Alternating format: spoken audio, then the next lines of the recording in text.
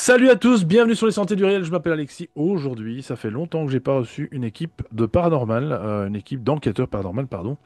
Donc je suis vraiment heureux aujourd'hui de recevoir Rencontre paranormale avec bien son auteur préposé, hein, donc Enix, qui va venir nous parler aujourd'hui un peu de sa passion sur le paranormal. Est-ce qu'en 2025, est-ce encore bien nécessaire de s'intéresser au paranormal? On pourrait croire que sur YouTube, pour l'instant, c'est un petit peu en désuétude. Eh bien non, visiblement, il y a encore des passionnés et qui sont surtout sérieux. On va en reparler, bien entendu, dans cette émission. Comment vas-tu, Enix? Super, merci Alexis, merci pour l'invitation. Bonjour à tous. Eh bien, merci beaucoup pour ton acceptation, j'ai envie de dire, Avec plaisir. pour cette émission. On va effectivement parler de quelque chose qui nous anime tous les deux. Toi, visiblement, ça fait quand même déjà depuis 86. Mon Dieu, tu étais quand même fort jeune. Et oui, oui, oui. Ah ouais, j'ai baigné dans la marmite, comme on dit. Comment ça se passe? Avec quoi tu as commencé? Qu'est-ce qui a fait que tout d'un coup, hop, il y a quelque chose qui était... ouais. Tout simple, j'avais mon papa en fait qui était très branché paranormal. Je suis issu d'une famille italienne, donc très croyante, hein. Donc, tu sais, les pays latins, tout ça, c'est très ouvert sur le milieu du paranormal, un peu comme les USA et l'Angleterre. Et voilà, donc j'avais un papa qui était tout le temps branché à tirer les cartes, faire des soirées de spiritisme, des tantes italiennes, médiums, etc. Et à l'âge de 12 ans, je vais vivre un moment assez traumatisant qui va me marquer au fer rouge, comme on dit, car j'ai vu un tabouret léviter et claquer fortement le sol pendant une séance de spiritisme avec ma tante et mon père. Et puis de là, ben voilà, ça va faire son cheminement. Et en 86, je vais commencer vraiment à m'intéresser à ce milieu de plus près. Alors avec les caméscopes de l'époque, les magnétophones à bande, il n'y avait pas tout le matériel qu'il y a Les aujourd'hui un meilleurs, petit les peu. meilleurs. Ouais, oui, les meilleurs, qu'on peut toujours utiliser aujourd'hui, hein. C'est toujours valable, hein, mais voilà, l'électronique aujourd'hui nous apporte un traitement beaucoup plus rapide, en fait, si tu veux, d'écoute et de capter certains phénomènes. Mais à l'époque, c'était ça, un magnétophone à bande, tout simplement, et puis les caméras d'époque, quoi, hein. Et tu as d'ailleurs même en 2022 sorti un bouquin qui s'appelle Enquête paranormale, carnet de route, qu'on peut toujours d'ailleurs trouver Ouais, sur ton site, hein. c'est ça. Et donc effectivement, donc toi, donc tu découvres tout ça via ton papa qui est quand même là-dedans. Alors ça m'étonne hein, pour des Italiens parce que quand même en général c'est un peu tabou tout ça, tu sais. Ah non, c'est pas du tout tabou. C'est au contraire tout ce qui est italien, espagnol, portugais, argentin, tout ça. Tous les pays latins, de façon générale, sont beaucoup plus ouverts sur ce milieu-là et déjà beaucoup plus croyants. En France, il faut bien comprendre que en 86, c'était ultra tabou. Moi, je faisais ça en sous-marin parce que si tu disais que tu faisais du paranormal à l'époque, on t'associait à un mouvement sectaire, tu vois, donc à la limite. Faut bien comprendre ça. Aujourd'hui, avec tous les réseaux sociaux, on va dire que c'est banal, mais à l'époque, tu disais ça, on disait, mais il fait partie d'une secte, il est bizarre cet homme-là. Alors effectivement, donc tu es à la tête, donc on l'a compris, de la chaîne Rencontre paranormale. Oui. Tu as commencé quand, Enix? Et comment surtout, est-ce que tu as eu l'idée tout d'un coup de dire, bah tiens, je vais aller sur Internet. Est-ce que c'est vis-à-vis d'autres équipes paranormales qui existaient déjà en Non, du tout. amont? Alors, l'élément déclencheur, ça a été une émission américaine, en fait, qui s'appelle Ghost Adventure. Voilà, alors qui sont pas terribles parce qu'apparemment ils sont tombés pour fake, hein, donc il y a 1 an ou 2 ans de ça. On se doutait un petit peu parce que il y avait beaucoup de spectacles, à vrai dire, dedans, hein. Cet élément déclencheur en me disant, tiens, on diffuse ça sur un média, quoi. Peu importe si c'est la télévision ou les réseaux sociaux. Je dis, tiens, donc, est-ce que les consciences sont un petit peu plus ouvertes, peut-être, à ce milieu-là? Et je me suis dit, ben, pourquoi pas diffuser ça sur Internet, nos aventures, nos reportages. Et la plateforme la plus populaire en vidéo, c'est YouTube, hein, donc parce qu'il y avait bien Dailymotion, Vimeo, etc., mais c'est un petit peu moins populaire. Et puis voilà, donc on s'est servi en fait de YouTube comme moyen de diffusion, si tu veux, voilà. Et pas dans l'esprit de faire un réseau social plus réseau social. Moi, c'était plus, j'ai d'ailleurs, on a un format plus audiovisuel que Internet en fait, que réseau social. Ouais, et c'est ça, et on peut trouver effectivement alors deux sortes d'émissions. Tu fais exactement des directs, des émissions, des interviews également, comme tu le Oui, fais. ouais, Et puis vous faites surtout du terrain, hein, comme on le dit, ça c'est le plus important finalement, exactement, ouais. chez des particuliers, chez des abonnés, dans des endroits historiques. On va, Ouais, ouais, en France, on a été voilà. également à l'étranger, on a fait toute une saison en Angleterre, aussi Ouais. qui est les lieux les plus réputés, mais effectivement, voilà, donc la colonne vertébrale de la chaîne, c'est les reportages de terrain, hein, où c'est qu'on fait de la recherche de paranormal et de l'enquête paranormale sur les lieux qui sont réellement supposés hantés, avec témoignages, recherches historiques, etc. Et puis après, ça s'est développé au fur et à mesure avec une émission qui s'appelle l'Expérience paranormale, c'est qu'on reçoit énormément d'invités, d'auteurs, où c'est qu'on traite différents sujets hein, sur le monde du paranormal. Et aussi, le but, c'est d'aider les gens à travers cette émission, car on leur donne la parole pour venir eh ben, partager leurs phénomènes avec la communauté. Euh, Comme ça, ils savent qu'ils ne sont pas seuls. Parce que c'est jamais évident quand on vit un phénomène. C'est vrai que des fois, on peut rigoler quand on regarde ça à travers son écran, pour certains. Hein. Mais le jour qu'on est confronté à ça, on bascule dans un autre monde, j'ai envie de dire. Et j'en ai eu plein comme ça de gens chez qui je suis intervenu et des particuliers qui n'y croyaient pas du tout. Et puis du jour au lendemain, ils achètent une maison et puis il se passe des phénomènes qui dépassent l'entendement. Et là, ils sont complètement traumatisés et ils m'appellent à la rescousse pour aller les aider. Et voilà, donc parce que un jour ou l'autre, on peut être confronté à ça, quoi. Qu'est-ce que tu as noté, notifié plutôt, comme aspect justement chez les personnes qui vous appellent, donc toi et ta sœur, hein, parce qu'on le Oui, oui, il y a précise, ma hein. sœur. Ouais. On est Pas- tous les pas- deux, moi et ma sœur, à être sur le terrain. Ouais. voilà, et à qui on fait un coucou bien sûr. Et donc, quels sont, qu'est-ce qui est ressorti généralement? Les personnes, ils t'appellent pourquoi généralement? Pourquoi? Parce qu'il y a un malaise, parce qu'il y a, tu vois, ce qu'il y Oui, a. parce qu'ils comprennent pas ce qui se passe. Ouais, Je fais la référence à un couple. Alors il y en a plein comme ça qui m'ont déjà appelé, qui vont acheter une maison. Ils emménagent avec leurs enfants, etc. Et puis ils vont s'apercevoir qu'il y a des choses qui est très étranges. En l'occurrence, une famille où c'est qu'ils avaient des phénomènes où il y avait quelqu'un, comme si quelqu'un faisait de la vaisselle la nuit dans la cuisine, quoi, avec des bruits de casseroles, d'assiettes, etc. Donc, quand t'es pas, il faut se mettre à la place de ces gens-là. Hein. Il y en a plein comme eux.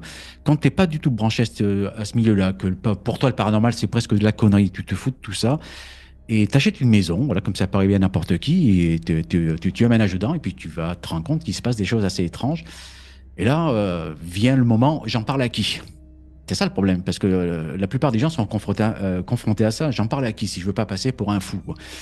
Et ils m'avaient vu dans une émission de télévisée, et ils m'ont dit, est-ce que vous pouvez intervenir? Je vous ai vu à la télé.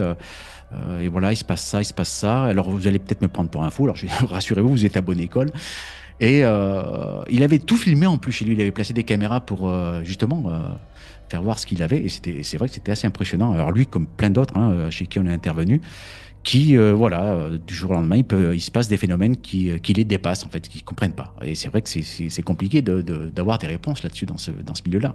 C'est pour ça que c'est paranormal, sinon ça serait normal si on avait toutes les explications. exactement. Alors, quels sont tes critères, enfin vos critères plutôt, quand vous arrivez sur place, votre, alors c'est pas tellement critères, c'est surtout quelle est la base, sur quoi tu te bases si c'est paranormal, quelle est la frontière entre le paranormal et le rationnel pour toi?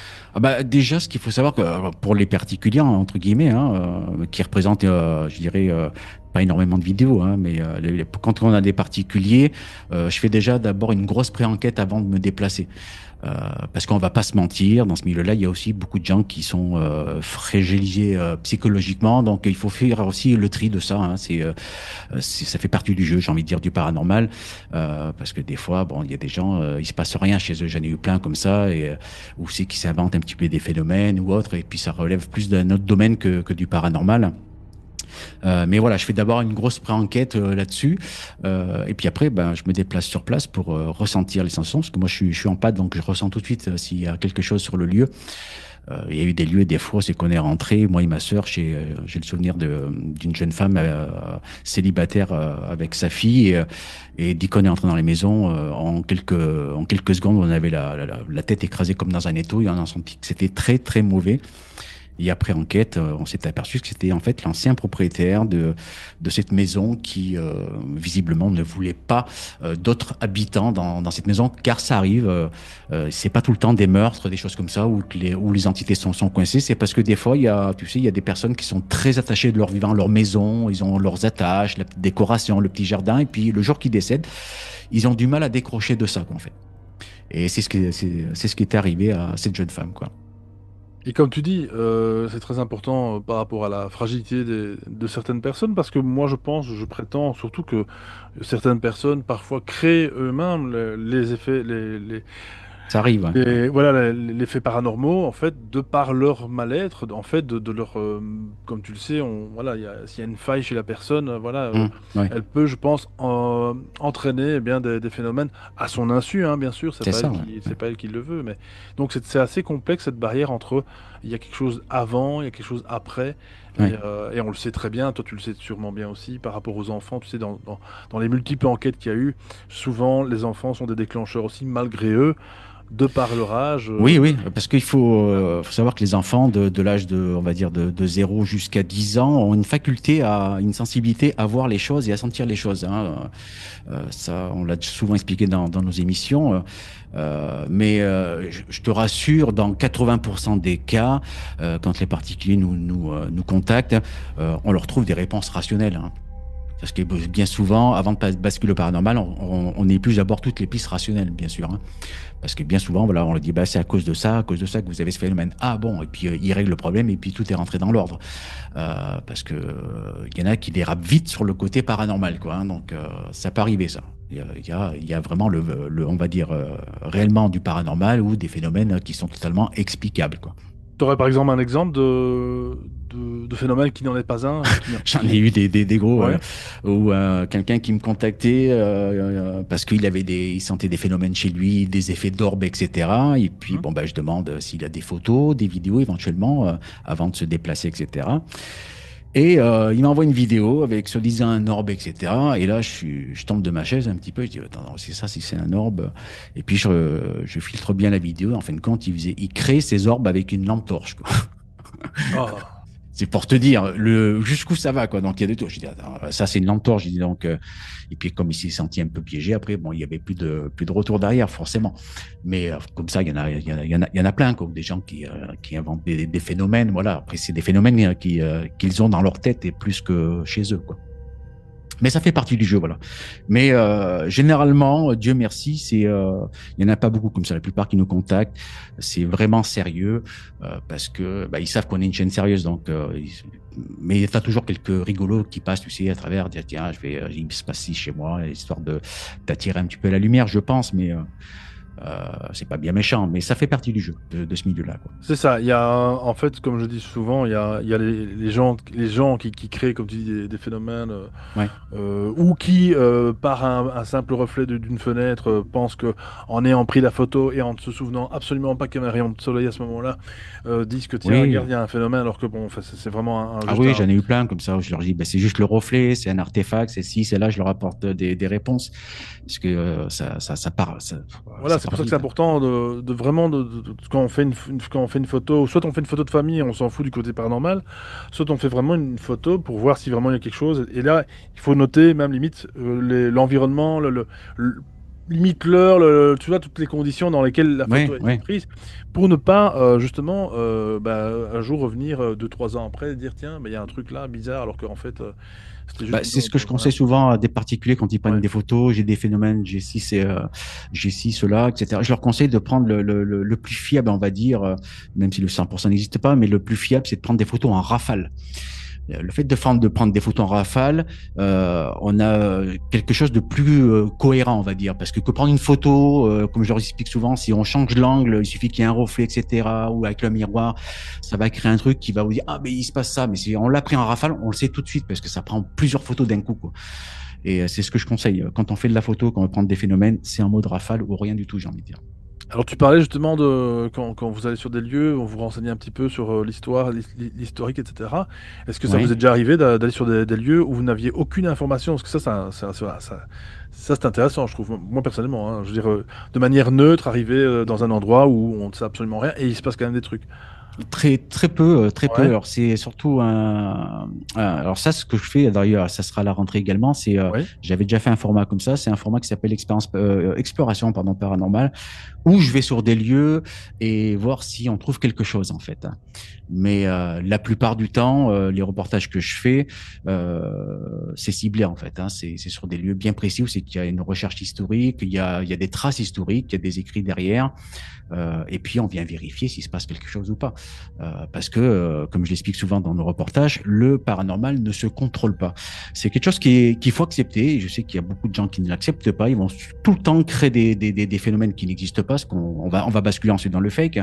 Mais ça fait partie du jeu. C'est comme le pêcheur. Des fois, tu peux rentrer bredouille.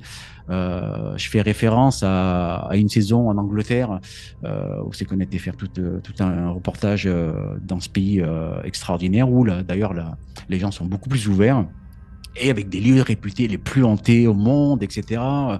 On y était, on a passé ça aussi au peigne fin, parce qu'il y a aussi beaucoup de business en Angleterre, hein, avec des tours opérateurs, où c'est qu'ils font venir 15 personnes, ils font payer 120 euros, 150 euros, le truc, tu sens le business tout de suite, tu sais. Donc ça, on a éliminé. Donc il fallait déjà faire un peu le tri dans tout ça avant de partir en Angleterre, et on a fait des lieux voilà, qui sont très réputés de hantise, mais quand on y était le jour J, il ne se passait rien. Et ça, il faut l'accepter. Parce que ça ne se contrôle pas. On pourra peut-être y aller le lendemain, ou sur le lendemain, il va se passer des choses. Mais voilà, c'est eux qui décident d'interagir avec nous. Et c'est ça qu'il faut comprendre. Même si on a tous les appareils qu'on veut, ultra perfectionnés, c'est uniquement pour favoriser le contact avec eux. Voilà, on leur propose des appareils. Soit ils vont intervenir ou interagir avec nous, ou pas du tout. Ouais, il faut rester humble avec Il ça, et faut c'est vrai que l'accepter, ça. et surtout, bah, comme tu le sais, c'est d'ailleurs surtout quand les appareils ne tournent pas que comme par hasard, il y a effectivement un. Oui, parce que c'est très malin. Et puis on le diffuse. Voilà, notre communauté sont habitués, même s'il se passe rien, on le diffuse parce qu'on veut leur montrer la vraie réalité Oui, du voilà, il terrain. faut. Parce que c'est Voilà. important de comprendre comment ça se passe. Il se passe des choses, il se passe rien. Voilà, ça fait partie du jeu. Mais il y aura quand même un reportage avec une histoire, une recherche historique. C'est quand même bien fourni, mais ça fait partie j'ai envie de dire, du domaine de l'enquêteur du paranormal. Et l'enquêteur du paranormal aussi, ce qu'il y a de bien, c'est qu'il fait quand même visiter des lieux qu'on ne connaissait pas avant. Alors bon, souvent, Ouais, ouais, si c'est ouais. de l'urbex, on ne dit jamais l'endroit où ça se trouve, même si on le devine. Maintenant, si c'est des endroits, ouais, comme vous avez été dans certains châteaux, qui sont établis, qui sont historiques, qui sont.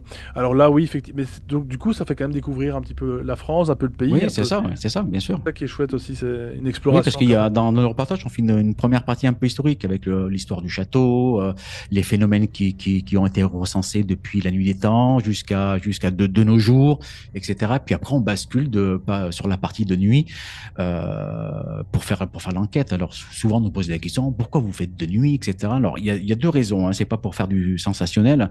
La première raison, c'est pour limiter la pollution sonore, hein, parce que les phénomènes existent même de jour. Hein, parce que souvent, on nous pose la question mais de jour, il se passe aucun phénomène? Si, il s'en passe énormément, même la journée. Sauf qu'on tourne de nuit pour limiter, de un, la pollution sonore, et de deux, pour avoir cette fenêtre propice à la communication avec les entités, car beaucoup l'ignorent, mais il y a une fenêtre propice pour communiquer avec eux. C'est entre 2 heures et 4 heures du matin qui est propice. Alors, c'est pas que ça va se passer à chaque fois dans ce créneau-là, mais au moins, on est dans le bon créneau. C'est pour ça qu'on tourne de nuit. C'est pas pour faire du sensationnel, on est dans le noir, on est là pour se faire peur. Non, absolument pas. Et puis bon, comme tu dis, la pollution sonore, mais aussi la pollution, même au niveau luminosité, hein, au niveau de l'image, au niveau. Bon, c'est clair que si on veut filmer un orbe, alors bon, en journée, il y a moyen, mais voilà, c'est absolument, c'est pas impossible, mais c'est quand même plus facile la nuit aussi, comme tu dis, pour plein de raisons. Tiens, tu parlais justement de matos. Tu sais, il y a le fameux K2 Oui. on est pour, on est contre, parce que Le vrai comment ou le faux? le vrai. Et il y a beaucoup de copies. Hein. Le vrai avec le buzzer en plus. Moi, Ouais, ouais, c'est ça. Ouais, moi, ouais. j'ai celui-là, je l'ai plus utilisé depuis longtemps. Ouais. Mais sur une boutique française d'ailleurs assez connue. Et mais il y a beaucoup de voilà, il y a beaucoup à boire et à manger. Alors comme tu dis, il y a le faux, le vrai. Je sais qu'il y en a un qui se déclenche dès qu'il y a un GSM ou un smartphone dans le coin Ouais. ou une prise électrique. Comment est-ce que tu arrives à est-ce que vous faites quand même un petit plan avant pour voir s'il y a des Bah, pertes le K2, je te dis, électriques voilà, il y a le vrai et le faux parce qu'il y a vraiment l'original, c'est beaucoup de gens l'ignorent et puis il y a des copies chinoises qui sont pas très fiables, donc qui vont sonner dans tous les sens. Il faut bien regarder que sont marqués Made USA derrière, c'est très important. D'ailleurs, il n'est pas du tout de la même couleur que l'original. Alors, on appelle ça le K2, c'est le nom commercial. Hein. K2, c'est juste un détecteur de champs électromagnétiques en fait, et qui va sonner s'il doit sonner. Alors, ce qu'on fait, nous, avant tournage, avec un autre appareil, un ESI, qui est un appareil un peu plus performant, je vais d'abord scanner toutes les pièces. On fait tout un reparage, en fait, l'après-midi. Voilà, on n'arrive pas comme ça et on teste et on improvise. On n'improvise pas en enquête. Donc, toute l'après-midi, ça va être d'abord toute la sécurité sur un lieu un petit peu en extérieur, dans une ruine, une chose comme ça. Si on est dans un château très génial, donc de ce côté-là, il n'y a plus de problème. Mais on va scanner tout ce qui est prise électrique, tout le champ terrestre également. Hein, donc, et on va faire des petites croix au sol pour dire ici, on sait que ça peut sonner, ici que ça peut sonner. Comme ça, on n'est pas perturbé pendant notre tournée pendant la nuit, en fait, pendant l'enquête, si tu veux. On sait vraiment ce qu'on va pour limiter les faux signaux, en fait, tout simplement. Et d'ailleurs, les tout premiers reportages qu'on avait diffusés, on prenait beaucoup d'insultes d'ailleurs au départ pour dire qu'est-ce que c'est que ces reportages, il se passe rien, votre K2 ne sonne jamais. Je dis oui, il sonne s'il doit sonner, hein, on va pas le faire sonner. Hein. Sinon, on prend un collègue qui fait un fake, on lui dit tu prends un Toki, puis tu dis que je dis oui, tu fais sonner, et puis mais là on rentre dans la fiction du paranormal, on n'est plus dans la paranormal. et justement, bah, ceux-là, de toute façon, de toute façon, bon, la roue a tourné pour eux, on va pas les nommer. Il y en a quelques-uns, il n'y en a pas que un, si vous voyez ce que je veux dire. Chers auditeurs, donc oui, alors toi, donc, tu as des appareils, donc tu as le K2, puis tu as deux appareils intéressants. Alors moi, tu sais que pour les personnes qui me connaissent, je suis en archi contre la table de Ouija, mais tu as un appareil qui s'appelle Ouija ou un truc dans le genre électronique, Oui, ça marche comment ça? parce que je collabore avec une entreprise aux USA, Ok. des ingénieurs qui font de la recherche très poussée. Donc, je suis bêta-testeur, si tu veux, d'appareils qui sont pratiquement exclusifs, en fait. Hein. Donc, ils nous envoient des trucs, on les teste avec d'autres bêta-testeurs américains et puis on améliore les trucs parce qu'on fait de la recherche assez poussée. Et beaucoup de gens me demandaient la Ouija, pourquoi vous faites pas de Ouija? Parce qu'ils devaient voir ça, j'imagine, dans d'autres vidéos. Et je dis la Ouija, moi je l'ai pratiquée depuis la nuit des temps. Mais si je vous la pratiquais en reportage, ceux qui nous connaissent, bon, il n'y a pas de problème, mais il y aura toujours ce doute de est-ce que c'est Michel ou Bernard qui pousse avec son doigt et puis tu vois ce que je veux dire. Et puis on a toujours cet effet idéomoteur du bras qui fait que forcément, voilà, ça peut bouger quoi. Et on a mis au point une Ouija électronique avec ces fameux ingénieurs américains. Donc, on a eu d'ailleurs un premier modèle qui était bien, mais qui était un peu fragilisé pour le transport. Donc, on a fait améliorer tout ça. Et on a eu un nouveau modèle imprimé en 3D et qui est totalement efficace. C'est-à-dire que c'est là, on enlève toute l'ambiguïté. Il pose le doigt, il pose pas le doigt. C'est carrément la supposée entité du lieu qui va arrêter les lettres, le oui, le non, etc. avec la Ouija électronique. Est-ce que vous aviez 5 ans?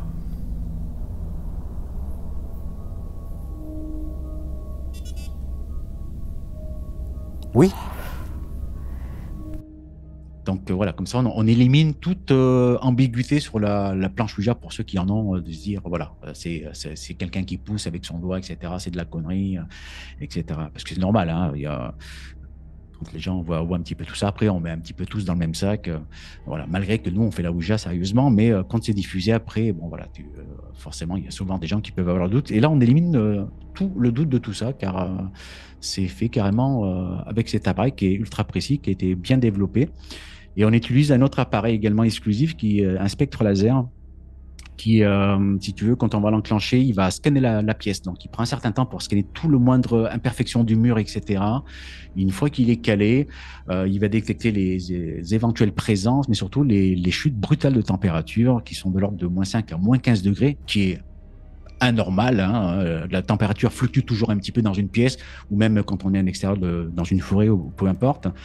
Mais des chutes brutales de -15, ça n'existe pas. Donc ça va les détecter, puis ça va aussi, s'il se présente à une certaine distance de cet appareil, on peut voir la forme, carrément la silhouette de l'éventuelle entité. Donc c'est un appareil qui a été développé aussi, qui est très performant. Donc du coup, on n'a pas 50 appareils, parce qu'il n'y a pas besoin d'en avoir 50 000. tout ce qui est pod, etc., c'est plus du gadget, hein, j'ai envie de vous dire. Souvent, on m'a dit, vous n'avez pas des pods? J'ai dit, mais j'en ai testé plein. Et malheureusement, il y a beaucoup de gadgets. Parce que les vendeurs, les marchands de matériel paranormal l'ont bien compris et ils ont compris qu'il y avait un business à faire là-dessus. Et donc, du moment que les appareils clignotent, font du bruit, etc., ça fait un petit peu discothèque, j'ai envie de dire. Ça plaît, mais forcément, c'est pas performant. Voilà, on en a une, déjà on en a testé plein qui est à chaque fois c'était faussé quoi, les trucs quoi. Donc et puis ça nous aide pas après sur le terrain quoi. On est plus pollué, ça nous aide pas sur le terrain, voilà. Ben non, parce que ça peut fausser complètement tout et vous allez orienter du mauvais côté, quoi. Donc, Ouais, voilà. Donc, ça se résume à ça, notre matériel. J'ai une Spirit Box, donc ce sont une radio modifiée, vous savez, qui balaye des fréquences très rapidement, mais qui est totalement bridée. Donc, parce que la plupart, les messages qu'ils ont, ce sont que des bribes de radio, hein. Donc, après, ils vont partir dans des stratosphères. Il m'a répondu oui, mais c'est ceci, c'est là. Non, c'est rien, c'est juste la radio. Ça, il faut bien comprendre, il faut qu'elle soit totalement bridée. Mais la plupart des PVE, moi, je les enregistre. Je m'en sers de moins en moins de la Spirit Box, même si elle est bridée, car je reprends aussi des techniques anciennes des années 80-90. J'ai un micro caméra qui est assez performant et il me laisse souvent des messages là-dedans, quoi. Donc, et puis ils sont même encore plus nets que la Spirit Box, quoi, ces messages-là. Parce que, comme je disais, à une autre époque, on travaillait avec le magnétophone à bande. Carrément le petit magnéto cassette à bande, il n'y avait pas toutes ces Spirit Box. Alors, on faisait aussi de la transcommunication avec la radio, mais elles n'étaient pas modifiées. Donc on se mettait sur une fréquence vide, tu sais, comme ça, et puis là on essayait voilà, pour créer ce fameux bruit blanc, pour essayer d'avoir des messages. Ou alors, pour ceux qui ont connu les anciennes télévisions à tube, où c'est qu'on se mettait sur une chaîne vide, vous savez, ça fait de la neige à l'écran, puis des fois on peut voir carrément des choses, des visages assez troublants dedans. Ce sont les vieilles techniques. Alors, on pourrait plus se balader avec un téléviseur aujourd'hui sur un lieu, mais c'est ce qui se faisait beaucoup. Donc, je mélange un petit peu, si tu veux, l'électronique quand elle est intéressante et aussi les méthodes anciennes qui sont toujours valables aujourd'hui. Vous aimez cette vidéo? Alors n'hésitez pas à liker celle-ci et cliquer sur le bouton Boost et encore une fois en dessous afin de faire remonter sa visibilité. Vous pouvez également soutenir la chaîne des Sentiers du Réel en devenant membre soutien. Merci et bon visionnage. Et on me demande souvent, vous mettez pas, mais vous pouvez pas réutiliser le magnétophone, etc. Je dis oui, on peut l'utiliser, sauf que ça nous prendrait plus de temps suite aux analyses audio, car il faudrait écouter toute la bande, etc. Alors que sur un fichier numérique, on a tout de suite la fréquence, c'est visuel, on sait où c'est qu'il y a quelque chose et on va cibler tout de suite le lieu pour écouter, quoi. Ça, on gagne du temps, voilà. En fait, avec l'électronique, on gagne du temps aux analyses audio ensuite. Et effectivement, oui, il y a aussi des techniques. Toi, tu parles de l'analogique avec les tubes cathodiques. Il y a aussi, aussi de simples manières de faire des recherches, tu sais, dans la fumée, dans l'eau, etc. Oui, il y en a plein, oui. Voilà, il y en a plein. Et je pense aussi à l'équipe que j'ai interviewée il y a quelques années, justement, l'IFRES, hein, que tu connais peut-être, qui ont rien. Non, qui font un travail vraiment remarquable, D'accord. en fait, ils ont fait une espèce de... Alors, moi, je vais dire vulgairement une cabane, hein. Ils me taperaient dessus, mais c'est pas ça. Ils ont fait une espèce de module, c'est une pièce, voilà, qui est fermée, complètement fermée, et en fait, qui interagit avec la personne. Donc, en fait, on met une personne là. Alors, soit c'est des gens qui ont eu, voilà, comme toi, où tu vas enquêter, des gens qui ont des phénomènes paranormaux chez eux, ou pas du tout, ou des gens peut-être qui vivent peut-être d'une certaine manière, ou même complètement neutres, hein, ça pourrait être toi, ça pourrait être moi. Alors moi et toi, non, parce que finalement on est déjà dans le milieu, mais des personnes complètement neutres à ça. Ils les installent sur un siège et avec tout un appareillage qu'ils ont créé eux-mêmes, hein, qui n'existe nulle part ailleurs, avec un système de laser, etc. Ouais. Ils arrivent, mon Dieu, mais ça il faut que tu ailles voir vraiment, à obtenir alors, des visages, mais alors des visages d'une précision, je te jure, là on est presque dans un photomaton paranormal, quoi. Ah oui, mais je vois, ouais, c'est pas Tu des vois un peu? scientifiques sur Paris, choses comme ça, peut-être. Ça me parle, Ouais, ça. ouais, c'est ça, c'est sur Paris. Oui, Ça c'est me ça. parle. Le nom me disait rien quand Ouais. tu me l'as dit, mais ouais, ça me Et, parle, ouais, ouais, avec et, des lasers, etc. oui, Mais oui, alors, je oui. sais qu'ils ont été aussi un petit peu contredits parce que Ah bon? j'avais vu un truc là, tu vois, ouais, ils ont été un petit peu contredits, Ah là, donc d'accord. il faudrait creuser le truc. Mais ouais, ils font des recherches poussées, ouais, Ouais, il y ils a mettent au des point des. Moi, j'ai animaux, trouvé il y a intéressant, de mais tout. Ouais, très. Ouais. et maintenant que tu m'en parles. J'ai C'est vu un reportage Joël là-dessus. Lurie, voilà, Joël Lurie. Alors, je pourrais pas te dire les noms parce Ouais. que Mais je l'ai là devant moi, c'est pour ça ça. rentre, ça sort, mais maintenant que tu m'en parles, ouais, ça me parle, Ouais. là, avec les trucs laser. Ouais, je vois une Ouais, espèce de non, pièce avec ils c'est mettent de la ça. fumée, et puis ils avaient Exactement. Et mais alors, il y avait toujours, pareil, voilà, des scientifiques qui contredisaient le truc, oui, machin, etc. Tu sais comment c'est, il y a toujours le truc, voilà. Mais oui, ça a l'air très intéressant, effectivement, ce que ouais, tu dis. Ouais, très, très, très, c'est très. très. Et je trouve que c'est vraiment, voilà, en plus, c'est français, hein, Ils font une Cocorico. recherche poussée, quoi. Voilà, c'est très Faut le bien. dire quand même, c'est rare, hein, puisque Bien bon, sûr, bien sûr, vous n'êtes pas bien un sûr. pays, comme tu le sais, facile à ce niveau-là. J'aime bien la retaper Ça un petit peu. s'ouvre un petit peu en France, ça s'ouvre un petit peu sur le milieu du paranormal, doucement, sûrement, mais ça s'ouvre un petit peu, ouais. Ah bah tant mieux, bah tant mieux. Écoute, de toute façon, en même temps, s'ouvre seul qui veut s'ouvrir, hein, donc on Oui, force exactement, personne, voilà. exactement, ouais. Voilà, exactement. Et donc, est-ce qu'il y a un lieu, Enix, que tu voudrais, que tu n'as pas encore, que n'a pas encore été visité, que tu aimerais, que tu rêverais d'aller pour faire une enquête, par exemple? Eh ben, on devrait faire une tournée si tout se passe bien aux États-Unis, Waouh! sur des lieux aux alentours de Vegas, en fait, car il y a des lieux assez hallucinants, parce qu'il faut savoir que l'histoire de Vegas est très sombre. C'est un C'est désert vrai à que la les gens base, hein, connaissent, c'est ça, hein, les gens. il n'y a rien, quoi, c'est un Oui, désert à la c'est une base, ville dans le ouais. désert, vous le savez, donc c'est vraiment une ville à part des USA, hein, où tout peut se passer là-bas. Mais c'est vrai que les gens connaissent plus cette ville par les strates et lumières, les casinos, etc. Mais il faut savoir qu'il y a dans le passé, il y a un passé très très sombre avec la mafia, et il y a eu des crimes atroces et des lieux hantés avec des phénomènes qui dépassent l'entendement. Donc, ce sont des lieux voilà, qui nous intéressent, qu'on a prévu éventuellement de faire si tout se passe bien. Mais après, des lieux, il y en a plein. Il y a tellement de lieux. Mais encore une fois, comme je t'ai expliqué un petit peu en off, avant de se déplacer, on se renseigne avant de se déplacer pour rien, parce que des fois, bon, il y a des phénomènes. Il paraît que la légende dit que, et puis finalement, il n'y a rien quoi derrière. Quoi. Ça s'arrête à Enfin, il n'y des a rien, légendes y dans a les rien au contes de. moment où vous étiez, quoi, en tout cas. Ouais, c'est Oui, ça le oui, truc. voilà, ouais. Moi, j'aime bien quand il y a des réels, il y a des phénomènes qui ont été répertoriés, voire des fois enregistrés, photographiés, il y a des témoignages, ça peut être des fois dans un hôtel, on va questionner des gens qui ont fréquenté l'hôtel, on va prendre leurs témoignages, bien souvent anonymes, parce qu'ils veulent rester anonymes, hein, et on les comprend. Voilà, mais on fait d'abord toute une pré-enquête, comme je t'expliquais avant, que ce soit pour le particulier ou sur un lieu très connu, avant de se déplacer. Sinon, tu te déplaces partout et tu fais tout un petit peu n'importe quoi et tu perds ton temps, quoi. Voilà, comme des fois des abonnés me disent vous sortez pas beaucoup de reportages. Oui, mais je préfère vous sortir des reportages intéressants que faire tout n'importe quoi. Sinon, si je voulais tomber dans le pathos du paranormal, je prends n'importe quel lieu abandonné, je vous invente une histoire et puis on y va comme ça, quoi. Mais c'est pas ça, quoi. C'est un coût aussi, hein, faut quand même le dire, hein. Oui, mais c'est fait partie On roule pas du à jeu. l'eau, quoi. Ouais. On a une boîte de prod, donc on assume tout ça. On n'a jamais demandé, d'ailleurs, à ce point-là, jamais demandé un centime à nos abonnés de cagnotte Litchi, parce que certains, des fois, nous demandaient, vous n'avez pas une cagnotte Litchi pour si machin? Je dis, ah non, je suis pas chaîne, quoi. Ah bah bravo, ça fait de vous quand même, bah justement cette indépendance quelque part, j'ai envie de dire, parce que Oui, oui, oui.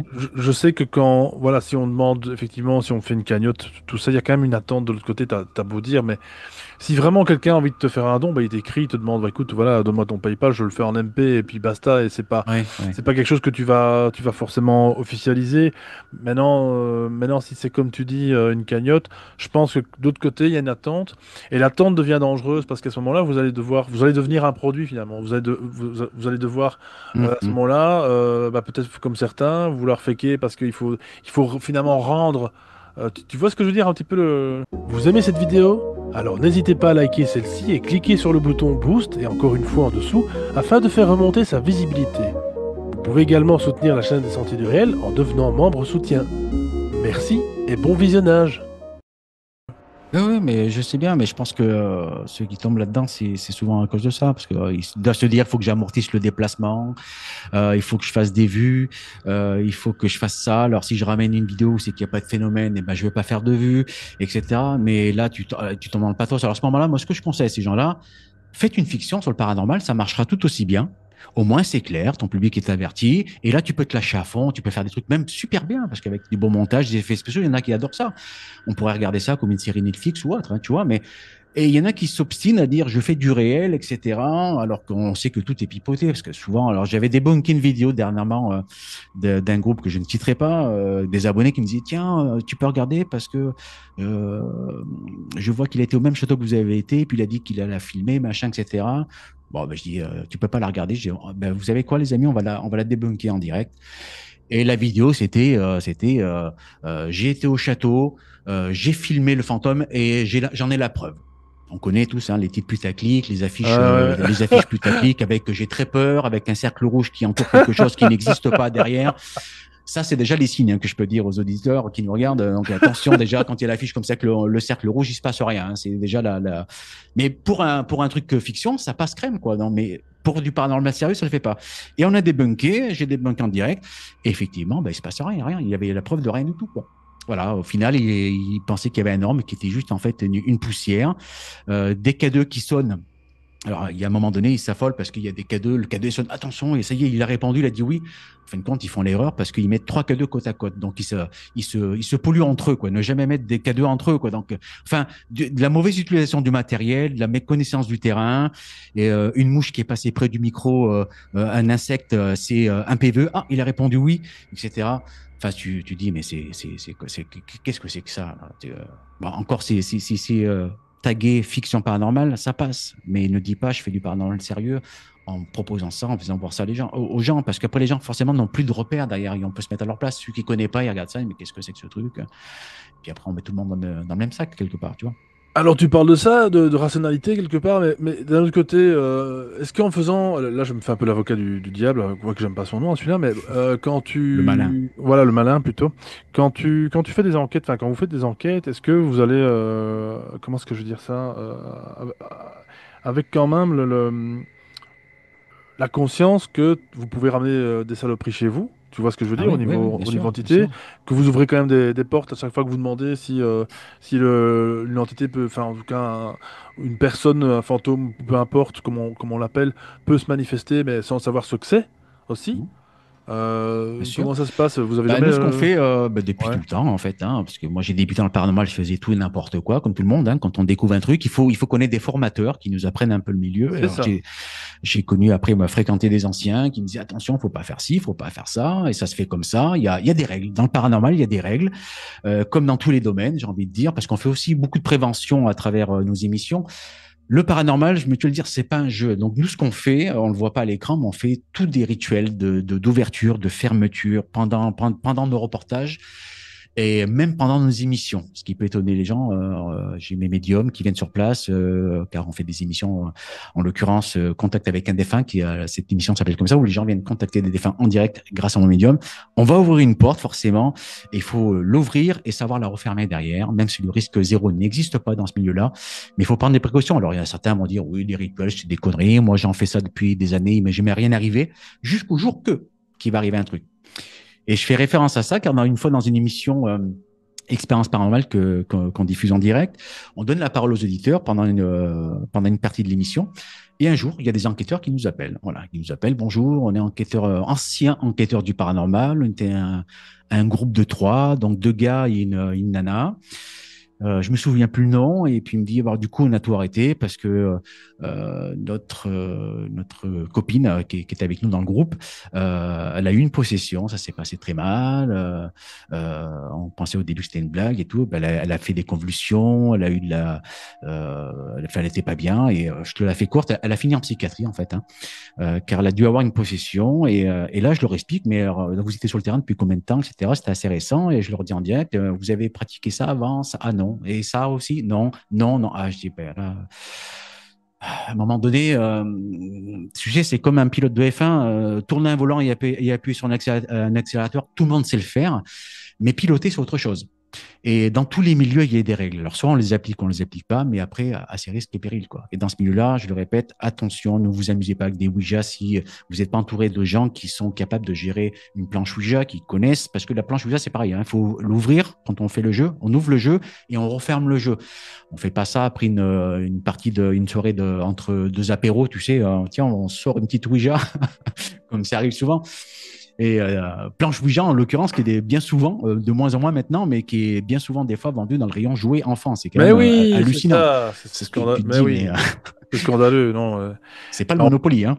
Et en plus, tu sais le nombre de jeunes qui se sont mis à faire des vidéos paranormales sur YouTube, enfin paranormales entre guillemets, hein, Ouais, ouais. après justement l'avènement de finalement d'équipes françaises il y a plusieurs années de ça.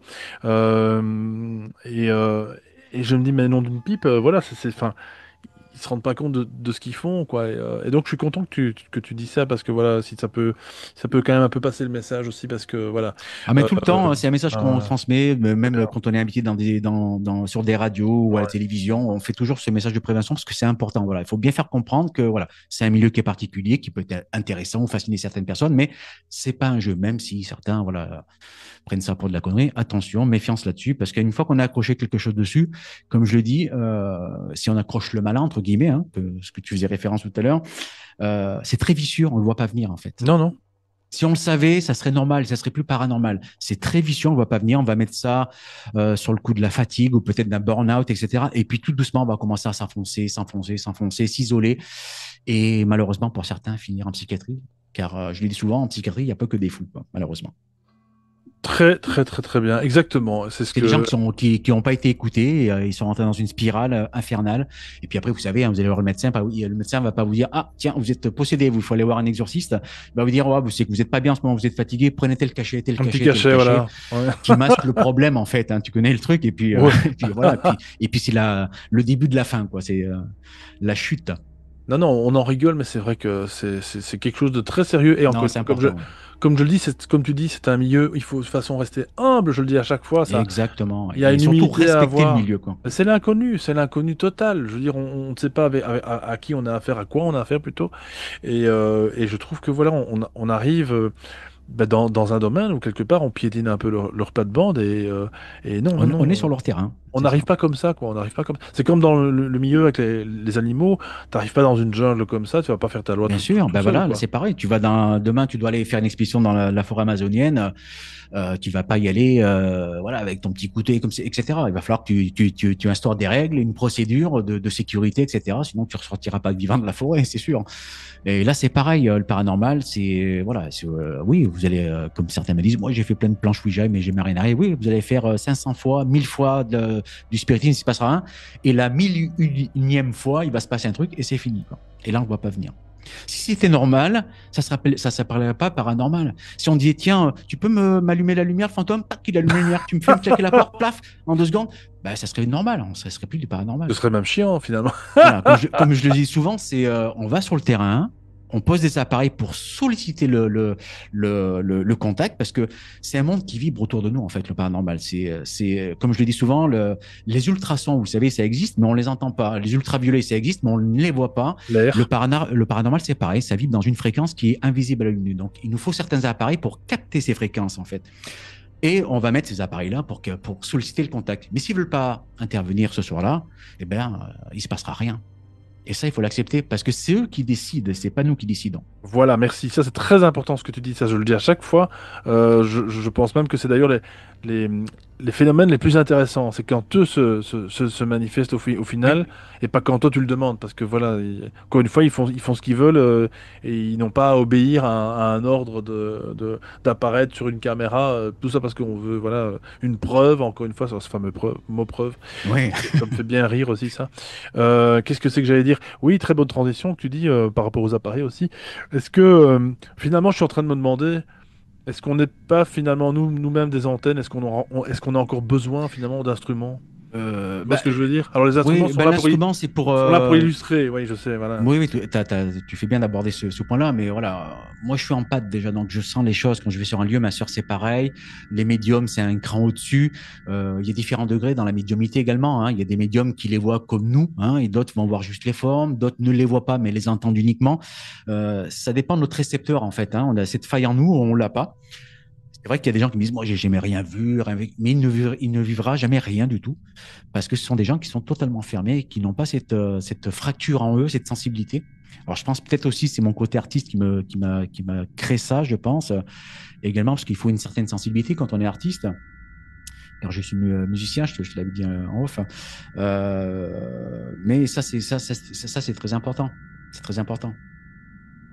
Et ces appareils-là servent uniquement pour, comme je te dis, capter ces fréquences pour que ça soit factuel pour ceux qui regardent le reportage, forcément. Hein, voilà, quand il va répondre oui, on a on a eu des PVE incroyables, des trucs de dingue qui dépassent lentement. J'ai eu des photos d'entités assez hallucinantes qui sont des trucs de dingue. Des fois, on arrive sur un lieu très très réputé hanté, il se passe rien, un autre un petit peu moins hanté, et puis ça dépasse l'entendement, ça nous dépasse même pendant le tournage. On se demande quand est-ce que ça va s'arrêter. Des fois, ça répond pratiquement du tac au tac, et puis des fois non. Les réponses, quand on pose une question, des fois, il faut bien comprendre, des fois, ils vont nous répondre peut-être 5 minutes après. Donc, il faut bien se faire un schéma bien structuré dans sa tête quand on fait l'enquête, parce que voilà, on pose la question, tiens, il vient de répondre oui. Mais entre-temps, j'ai posé d'autres questions. Mais en fait, ils viennent me répondre à la toute première. Voilà, il faut bien tout être bien, je dirais, attentif quand on est sur le lieu, parce qu'il peut se passer plein de choses. Et patient, et très patient aussi. Et Ouais. comme je l'ai dit, voilà, c'est énormément de patience. Alors après, on raccourcit tout ça parce que on fait pas de reportage de 2 heures, 3 heures. Hein, que souvent, des fois, des gens nous ont demandé, vous faites pas plus long. Je dis, mais je fais un reportage, je fais pas un film. Si je veux faire un film, comment je peux vous justifier 2 heures de vidéo? Les phénomènes, ils arrivent comme ça. On peut Non, pas les contrôler. 2 heures, 2 heures, je me casse. Hein, Je vais pas vous faire une reste vidéo, pas. c'est qu'un phénomène, il va arriver au bout de la 150e minute. Non, je fais un reportage, je vous raccourcis les séances de TCI qui vont durer, nous, quand on les enregistre, 45 minutes, des fois 1 heure. On va raccourcir tout ça sur 2-3 minutes ou 5 minutes maximum pour que ça soit, voilà, plus, j'ai envie de dire, digérable à regarder. Sinon, si je vous mettais le paranormal tel quel, vous vous endormez, vous zappez directement, quoi. C'est super long. Parce qu'il faut être patient, mais il faut être passionné. Voilà. Quand on est passionné, on prend son temps, on est là. Mais quelqu'un qui regarde, il faut se mettre à la place ensuite de celui qui regarde. Et on va pas se mentir, ils viennent chercher un petit peu des phénomènes, voir qu'est-ce qui s'est passé dans ce château-là. Bon, ils veulent avoir des phénomènes. Bon, des fois, il y a rien. Et comme je le disais en off, on va même diffuser s'il se passe rien pour montrer cette vraie réalité du terrain qui est comme ça, qu'il faut accepter, quoi. Dans quel état d'esprit est-ce que vous arrivez sur le terrain? Est-ce que vous arrivez déjà dans l'attente de quelque chose ou alors de manière totalement neutre ou comment ça se passe? Non, moi je me laisse carrément porter au feeling, quoi. Moi je suis une vraie éponge. Je vais sur le lieu, je m'imprègne du lieu, Ok. comme si je rentrais chez quelqu'un. Alors je vais les saluer, ça peut paraître fou, mais voilà, on arrive chez quelqu'un, même s'ils sont Très bien. invisibles. Et puis on se laisse porter. Voilà. Alors, voilà, je vais vous mettre l'appareil. Si vous souhaitez intervenir, ben vous l'activez comme ça, vous faites comme ça. Là, je vais vous mettre ça. Si vous souhaitez communiquer avec nous via cet autre appareil, ben allez-y. Et puis, suivant l'énergie qu'ils vont avoir sur le moment, parce que ça aussi, c'est important à comprendre, je schématise souvent ça le plus simplement possible pour que les gens comprennent. Quand on contacte une entité, ils ont une certaine énergie sur le moment T, quoi. C'est comme une batterie de téléphone. S'ils sont chargés à 100%, ils vont être assez efficaces. Mais le jour J, si on arrive, ils ont que 30% de batterie, pour faire court. Eh ben, ça sera plus difficile à avoir des contacts, même s'ils veulent rentrer en contact avec nous. Et ça, c'est le même problème où sont confrontés, pardon, les médiums. Les médiums, quand ils font un contact avec un défunt, déjà, ils doivent cibler si c'est le bon défunt et pas un malin ou un esprit farceur. Une fois qu'il a ciblé ça, il va avoir des messages des fois, mais d'une précision redoutable. Et puis des fois, ça va être un petit peu plus léger parce que voilà, le défunt aura un peu plus de mal à s'exprimer parce qu'il n'aura pas cette énergie à 100%. Un exemple, il va montrer le bras pour faire comprendre à sa petite fille, si c'est le grand-père qui est contacté, pour dire rappelle-toi quand j'avais mon bras comme ça. Alors, s'il est à 100%, il va l'expliquer, mais sinon il va montrer juste le bras au médium. Et le médium doit dire il n'y avait pas quelque chose au bras, etc. C'est ça qu'il faut comprendre, parce qu'on pense des fois que la médiumnité c'est facile, mais c'est aussi très compliqué pour les médiums. Hein. Car j'ai un médium qui travaille sur ma chaîne. Médium voyant qui travaille avec moi sur la chaîne. Oui, tu peux en parler. Une émission qui s'appelle Expérience Paranormale où les gens contactent les défunts en direct. Et c'est en direct, donc il n'y a pas de coupure ou de montage, etc. Et ils racontent des choses, mais totalement hallucinantes à des gens. Quand ils sortent tous les objets qu'il y a dans le cercueil alors que la personne ne le sort pas. Alors tu dis, même pour les plus sceptiques, tu dis, bon, il peut avoir un coup de bol sur un, mais quand il sort les 6, précisément, tu dis, les gens sont bluffés à l'écran, devant leur écran, ils disent, mais c'est incroyable. Je dis, ouais, mais c'est ça, voilà. Quand il a une grosse connexion, c'est à 100%, il y a une précision redoutable. Et des anecdotes comme ça au téléphone en direct, je pourrais t'en raconter plein, mais c'est totalement hallucinant. Moi, des fois, j'hallucine encore quand, en pleine émission en direct, quand il nous sort des trucs d'une précision redoutable. C'est incroyable, quoi. Incroyable. Les bons, je parle, hein, parce que tu sais que malheureusement, dans ce milieu-là, comme je l'ai dit souvent à nos abonnés, 90% de charlatans dans ce milieu-là, hein, on va pas se mentir. Voilà, c'est souvent Mamadou qui veut vous faire retrouver l'amour. Appelez vite au 0800, vous allez retrouver l'amour en 4 semaines à coût de 300 € par la séance, à 500 €. Et puis malheureusement, il y a des gens qui tombent dans l'addiction et s'endettent avec des 50 000 €, etc. Parce qu'ils savent cibler ces gens qui sont fragiles. Hein. Exactement, voilà. Malheureusement, comme tous les escrocs, exactement, pareil, ouais, voilà. c'est ça. Et non, c'est bien de le dire parce qu'effectivement, voilà, ça c'était aussi une matière des interviews que j'ai fait par le passé. J'en fais plus justement parce que voilà, Ouais. il y en a comme. Mais il y a des bons médiums. Oui, il y en a des très bons. Oui, et puis il y a un truc à souligner, c'est qu'il y a surtout parfois d'excellents médiums, mais qui n'ont pas pignon sur rue parce qu'ils ne sont pas installés aussi. Oui, voilà, c'est comme le mien, hein. Il met pas des affiches 4x4, etc. Et puis il fait pas que ça, il est diplômé de médecine chinoise, il fait beaucoup de choses, et puis il se met pas en avant. Les gens ils le connaissent sur ma chaîne, il est simple, humble, voilà, il fait les choses avec la passion également, quoi. Donc c'est quelqu'un qui a 70 ans, voilà, c'est la passion avant tout. Il fait ça depuis des années. Les gens viennent le consulter de tous les coins de la France parce qu'il est bon. Quand t'es bon, voilà. Et c'est le bouche à oreille. Il travaille beaucoup avec le bouche à oreille, quoi, cet homme-là, quoi. C'est ça. Voilà. Mais il y en a plein comme lui, hein. Il y en a plein. Mais il faut savoir qu'il y a beaucoup de margoulins. Donc faites attention. Ouais, on dit margoulin je connais. Il y a beaucoup de margoulins là-dedans. Il faut faire attention. Qui sont plus passionnés par votre portefeuille que de vous faire une vision, quoi. Ouais, c'est ça qui... Il va vous dire, je vois les 100 € dans votre portefeuille. Ouais, c'est ça, c'est ce que j'allais dire. Voilà, enfin bon, encore une fois, c'est comme ça. Il faut être vigilant, faire le tri. Ouais, il faut être vigilant, et puis bon, c'est de toute façon, encore une fois, on apprend par l'erreur aussi, malheureusement. Donc, oui. Voilà, ou par l'échec. Donc il faut se tromper de temps en temps, mais pas trop souvent, s'il vous plaît. Donc écoute, je sais pas ce que je pourrais encore rajouter. Donc toi tu parlais de musique, justement, toi tu fais tes musiques pour tes alors je émissions. fais du coup toutes mes musiques pour mes reportages, que ce soit générique, musique d'ambiance, le sound design, etc. Voilà. C'est ce qu'on disait en off, il y a beaucoup de gens qui te demandent d'ailleurs à quand un album ou à quand. Oui, mais ça demande beaucoup de temps, mes abonnés. Ça. Voilà. Donc je fais, mais ça demande énormément de travail. Je suis obligé de laisser les reportages et tout ça de côté. Là d'ailleurs actuellement on est en plein tournage pour préparer la rentrée. Mais ça prend énormément de boulot, faire de la musique, faire un disque, voilà, alors je leur fais des lives, hein, des concerts en direct, hein, parce qu'ils aiment bien ça leur permet de voyager, de chercher vraiment leur côté plus spirit, hein. Ça leur apporte pas mal de choses, parce qu'ils me le demandent souvent. Mais après, voilà, de là à faire un album, c'est un truc qui est beaucoup plus structuré. Il y a beaucoup plus, il y a plusieurs étapes, hein. Encore une fois, là aussi, il y a des règles, même dans le domaine musical. Il y a la phase d'enregistrement, mastering, mixage, etc., qui prend énormément de temps également. Hein. Surtout que moi, je fais tout seul, hein, donc toute la réalisation, reportage, filmer, montage, ça prend énormément de temps et énormément de boulot, quoi. Énormément de boulot, quoi. Oh que oui. Et c'est ce qu'on disait en off, la musique est spirituelle, hein, donc petite base de la musique quand même, voilà.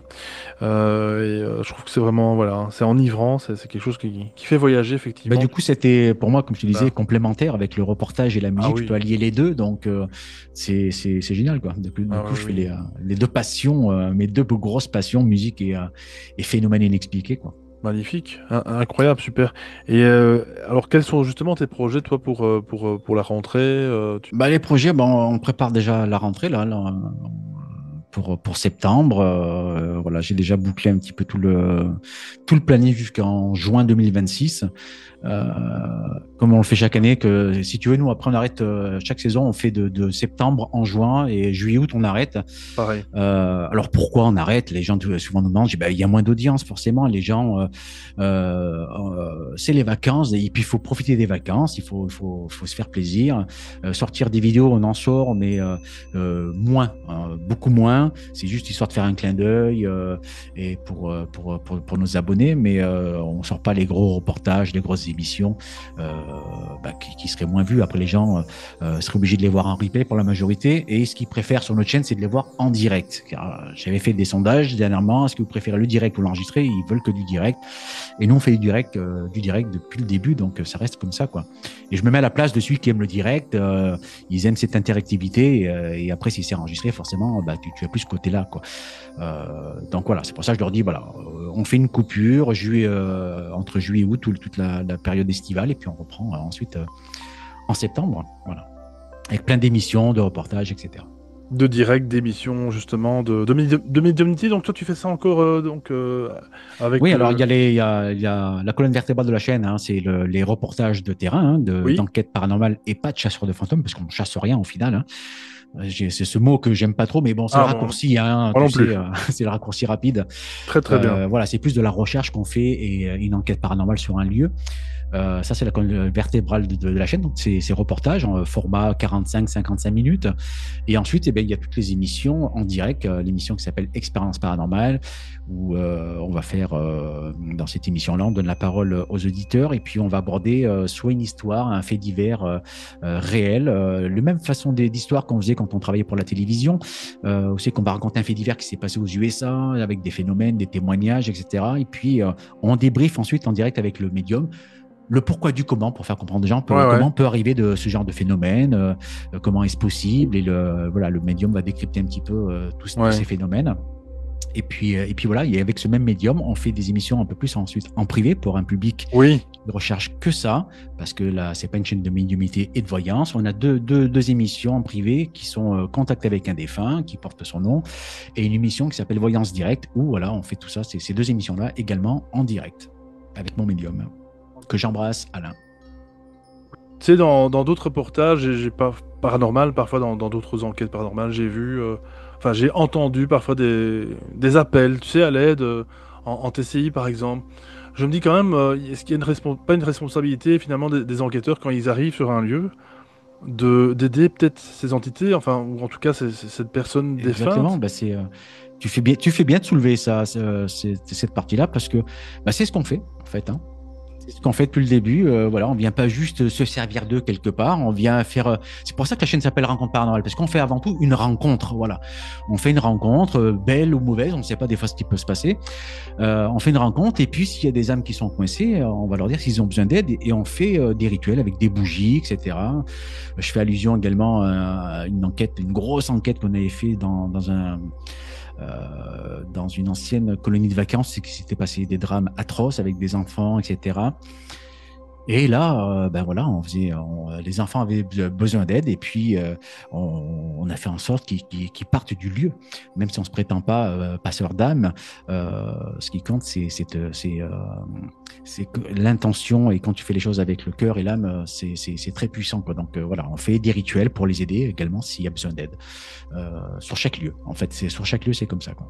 Ça, vraiment, merci de le préciser, parce que ça, c'est vraiment quelque chose qui me tenait à cœur. Il y a encore personne qui avait répondu à ça. Et vraiment, voilà, je trouve que c'est, comme tu dis, c'est pas juste se servir, c'est aussi quand même servir aussi. Finalement, pourquoi pas nettoyer certains lieux. Alors, du moins, comme tu dis, hein. Mais on le fait systématique. Alors, avant, dans les premiers reportages, on le filmait, puis après, ça faisait un petit peu trop long, toutes ces cérémonies. Puis, je voulais pas que ça soit non plus interprété comme sectaire ou religion, tu sais, etc. Parce que voilà, on fait pas de politique aux religions, donc après les gens peuvent s'imaginer des choses en te voyant en train de prier avec les bougies, etc. Donc c'est intime, je trouve, c'est intime, ouais. Voilà, on le fait en off maintenant, mais les premiers reportages, on le diffusait, on le diffusait à la fin, etc. Alors certains le regrettent un peu, d'autres l'ont compris, mais maintenant on le fait en off, quoi. Donc c'est coupé au montage, tout simplement. Moi je trouve ça mieux parce que c'est intime, et en plus je pense que ça a beaucoup plus d'impact aussi de ne pas être filmé, de savoir qu'on n'est pas filmé. On le fait justement pas pour la caméra, mais on le fait vraiment dans le cœur complètement. Et au début, je le parasite un peu pour faire voir un petit peu toute la procédure d'une enquête, tu vois, du début, la protection, etc. Les rituels pour aider les entités du lieu, pour un petit peu un format informatif, si je puis dire ça comme ça, tu vois, pour que les gens se disent, ok, ça se passe comme ça, il faut vraiment, voilà, aussi aider les entités, etc. Et puis après, voilà, comme tu dis, c'est plus un moment intime avec les entités du lieu que j'ai fini tout logiquement en fait par le supprimer, quoi. En tout cas, Enix, on peut de toute façon te contacter, enfin vous contacter via soit la page Ouais, YouTube, ouais, soit tous les sur tout réseaux votre sociaux, site ouais. rencontreparanormale.fr, que je mettrai en lien bien sûr. Mais avec grand plaisir, on répond à tout le monde, comme je dis toujours. On répond systématiquement à 100% des gens. Soyez un peu patient pour certains parce que on répond aux cas les plus terribles, en majorité les gens qui sont dans la détresse, mais on répond à tout le monde. Prenez un petit peu de temps parce qu'il y a beaucoup de mails, mais on répond à tout le monde, ça j'y tiens, quoi.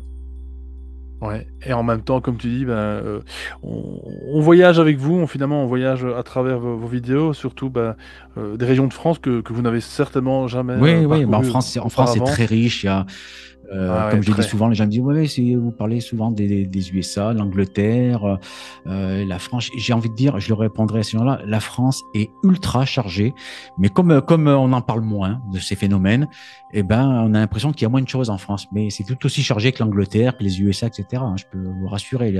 C'est surtout tabou hein, en France. Le terrain est très chargé, l'historique, vous savez, est très chargé.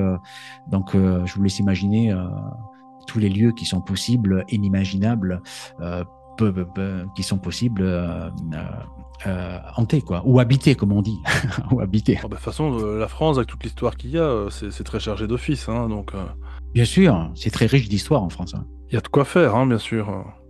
Alors, une chose importante également, alors là, on a arrêté parce que par manque de temps et de grosse organisation, mais ce qu'on faisait également, qui était très intéressant, c'est qu'on fait venir notre communauté sur le terrain, occasionnellement, à travers un format qui s'appelle Week-end Paranormal. Donc là, ils viennent de France et de Navarre, même de l'étranger. Pour certains, là, que je les salue, ils sont venus de Suisse, ils se reconnaîtront, où ils viennent partager avec nous pendant l'espace d'un week-end entier sur un lieu réputé à Antibes, vivre les phénomènes, voilà, vivre ce qu'on vit sur le terrain. Et on filme tout ça, donc et ensuite c'est diffusé. Donc ce qu'ils vont vivre sur le terrain vont le voir et ils vont le découvrir la même chose en vidéo, et on leur laisse faire leur propre cheminement. Ce qui est bien, c'est quand on va sur un lieu, nous on sait aussi qu'il y a des lieux un peu plus chauds, hein, on va dire un peu plus corsés dans le château, par exemple. On leur dit rien parce qu'on leur laisse faire leur propre expérience et pas les auto-influencer quelque part. On va pas leur dire attention là-bas quand on va aller dans la crypte du château, vous verrez c'est très chargé. Non, on leur laisse faire tranquillement leur cheminement. Et généralement, les gens ressortent transformés de ce week-end, quoi, parce qu'on se redécouvre quelque part. Ah oui, ça doit être intéressant parce qu'en plus, il y en a qui je parie, ont parfois des documents à leur insu qui n'auraient peut-être jamais eu autrement. Et Oui, oui. Et puis on a des eu documents qui sont intéressants. venus, qui me Hein, disent bon, j'y crois pas du tout, mais je viens voir, etc. Et puis malheureusement, il a vécu des phénomènes. Et puis malheureusement ou heureusement, j'ai envie de dire. Et puis là, il est ressorti en disant vous avez changé ma vie, quoi, parce que j'ai redécouvert autre chose, quoi. Oui, et puis de toute façon, comme je dis à chaque fois, vivre sur le terrain, les phénomènes et les voir en vidéo, ça n'a juste rien à voir, quoi. Oui, oui, oui, oui, oui, c'est bien sûr, ça fait partie, ça fait partie de la vie. C'est quelque chose qui, comme je dis, qui nous échappe. Mais voilà, parce que voilà, il nous faut ces appareils pour avoir cette fréquence, pour avoir du visuel ou soit de l'audio, hein, comme vous le savez. Mais voilà, ça vibre autour de nous. On cohabite avec des entités tous les jours, il faut le savoir, hein, chez nous, etc. Tous les jours. C'est pour ça qu'on a des fois on sent des énergies pour ceux qui ressentent ça, hein. Mais tous les jours, voilà, bonnes ou mauvaises. Forcément, quand on va dans un lieu qui est chargé, où c'est qu'il y a eu des assassinats, des choses un peu terribles, les murs, le terrain a une empreinte, hein. Quand on va sur des champs de bataille de l'époque, c'était très gore à l'époque, hein, les guerres gallo-romaines, etc. Je vous laisse imaginer, hein. Donc voilà, il y a du passif, parce qu'il y a des fois, il y a des lieux qui sont hantés. Les gens, des fois, trouvent ça bizarre, dire mais c'est bizarre, moi j'habite dans un lotissement, une maison toute neuve, etc. Je dis oui, mais votre maison est neuve, mais le terrain, lui, a de l'histoire. Parce qu'on a souvent ces clichés tu sais, des phénomènes hantés dans les manoirs, dans les châteaux, maisons anciennes. Pas que. Voilà, il faut savoir que le terrain a énormément d'histoire. Exactement, c'est justement pour ça que j'ai un petit peu du mal avec les reconstitutions de guerre, comme à Waterloo, chez nous en Belgique, où finalement, bah, chaque Oui, année, ils relancent, ils refont, ils reproduisent la guerre de Waterloo, qui crée en fait un égrégore affreux sur le terrain. Alors il faut savoir que certainement, il y a encore des personnes qui sont bloquées, sûrement peut-être entre deux dimensions quelque oui, part, hein, tous ces soldats quand même qui sont morts à l'époque. Et au lieu de ça, bah, au lieu oui. de justement d'un peu prier pour ces personnes.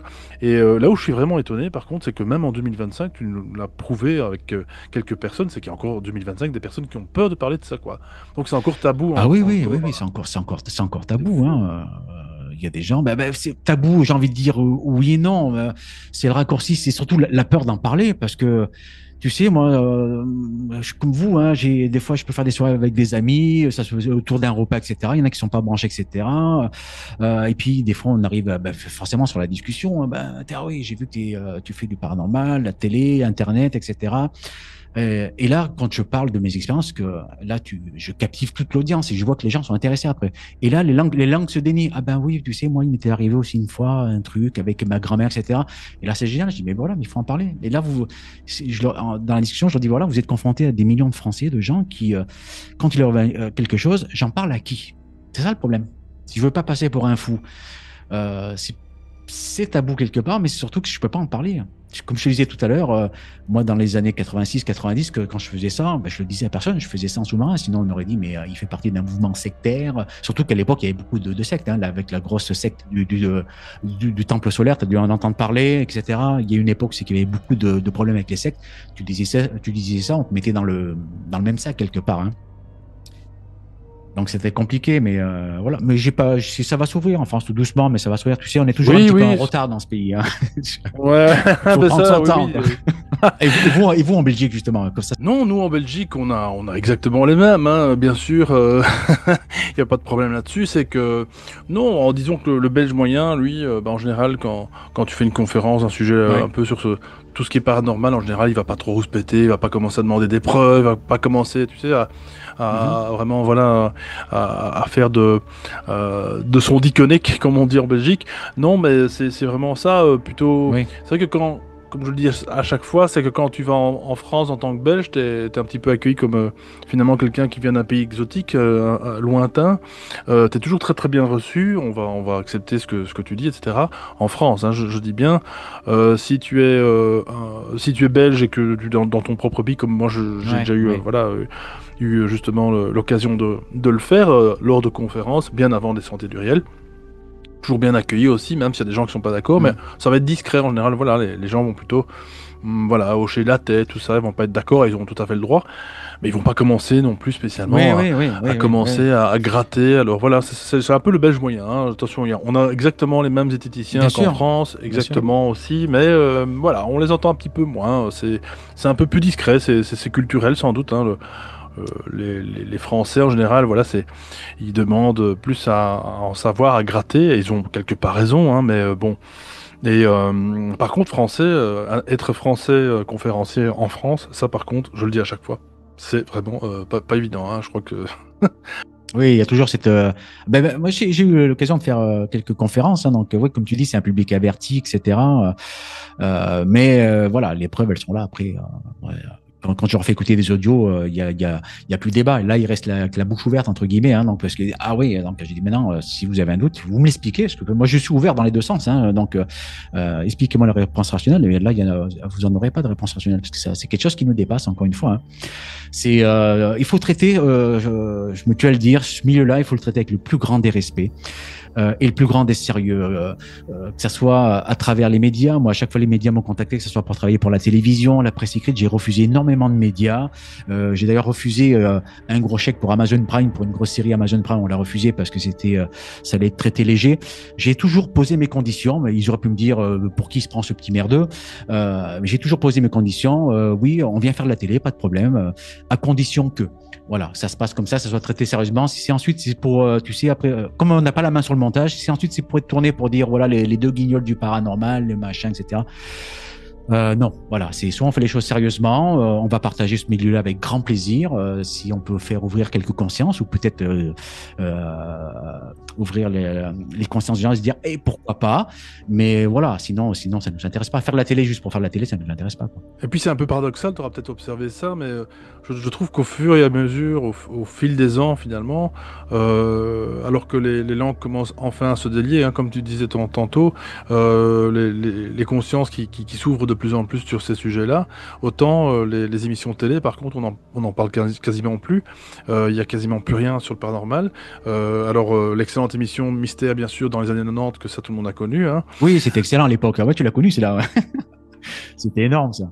Même si ça a été incompris par beaucoup de gens à l'époque, Oui. mais c'était excellent, quoi. Surtout en France, en plus. C'était même énorme qu'il y avait ça à l'époque déjà, hein. C'était. Ah oui, mais attends, c'était une grosse product aussi, hein.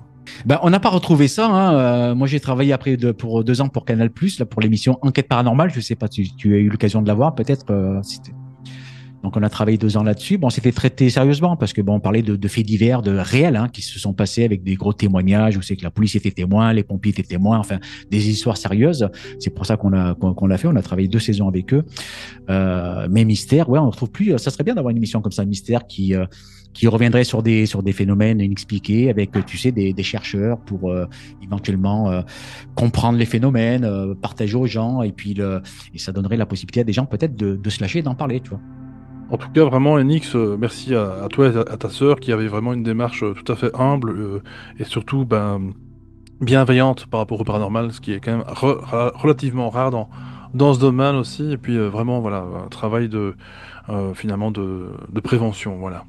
Ben, c'est surtout le partage qui nous anime avec ma sœur, voilà, partager. Alors, je salue toute ma communauté en fait, on est une grande famille, en fait, hein. On a aussi une relation avec notre communauté qui est incroyable. Ils repartent des week-ends quand ils viennent nous voir, etc. Voilà, c'est comme si c'était des amis ou des frères, des petites sœurs. On a une communauté qui est extraordinaire. C'est très soudé, très, très familial. Donc, je les embrasse au passage, car ils sont extraordinaires, quoi. Ils sont incroyables. En tout cas, Enix, grand merci pour avoir accepté l'interview. C'était vraiment, vraiment, vraiment très intéressant. Et puis surtout, rendons aussi hommage à Jean Pernin, puisque c'est quand même grâce à lui que j'ai connu votre chaîne, votre travail. En tout cas, voilà, on le remercie vraiment. Oui, que je salue, j'embrasse au passage. Ah bah oui. Un homme passionné et passionnant. Et d'ailleurs, on fera bientôt, mes chers auditeurs, un live paranormal. Ah. Comme vous le savez, on en faisait C'est il y a bien. quelques années de ça. Vous m'enverrez d'ailleurs vos documents paranormaux et on les analysera ensemble. Voilà, en tout cas, merci à toi, Enix, encore une Merci à fois. toi. Et puis à tout bientôt, mes chers auditeurs, à la semaine prochaine pour une toute nouvelle émission. Portez-vous bien d'ici là. Ciao, ciao, salut!